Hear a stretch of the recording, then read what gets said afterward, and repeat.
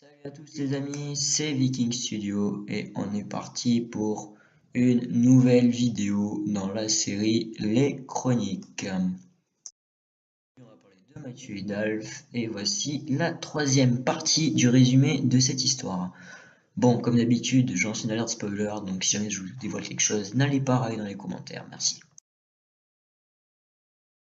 On commence avec la conférence de presse de Mathieu Hidalgo à l'Opéra Royal à propos de comment il a fait pour capturer la foudre fantôme. Le roi va profiter de cette conférence de presse pour annoncer le mariage forcé de Mathieu Hidalgo à Marie-Marie du Château Boisé. Voilà. Alors, en fuyant, Mathieu va croiser Marie-Marie avec qui il va conclure un serment à l'aide d'une rose appelée rose des serments. Et donc, ce serment dit que si à la fin du délai imparti, Mathieu n'est toujours pas amoureux de Marie-Marie, eh bien le mariage n'aura pas lieu. Bien sûr, Mathieu va fuir et trouver refuge dans l'école de l'élite, où la comtesse d'Agour va l'accueillir. Et par contre, il ne doit pas entrer en contact avec le capitaine des Égyptiens Louis Serra, car la comtesse ne veut pas qu'il se serve de lui.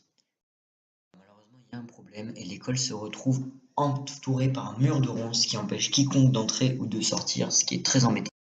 Malheureusement, le capitaine des Égyptiens se retrouve enfermé en dehors de l'école, il va entrer en communication avec Mathieu et il va lui dire de faire ce qu'il faut pour qu'il puisse revenir, mais on ne sait pas pourquoi l'école est enfermée par ce mur de ronces, protégée par les gants noirs et un fil d'or qui relie le cabinet du médecin au repère des Élitiens.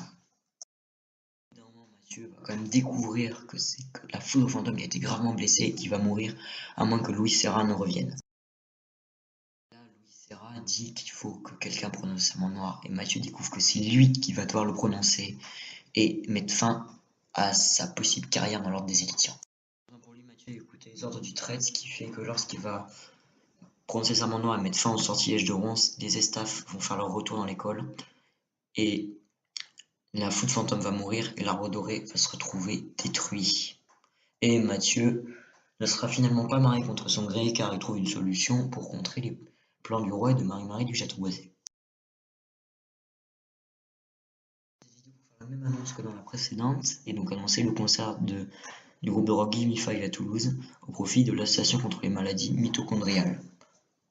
C'était Viking Studio, pense à t'abonner, à lâcher un like si la vidéo t'a plu et je te retrouve dans une prochaine vidéo. Au revoir.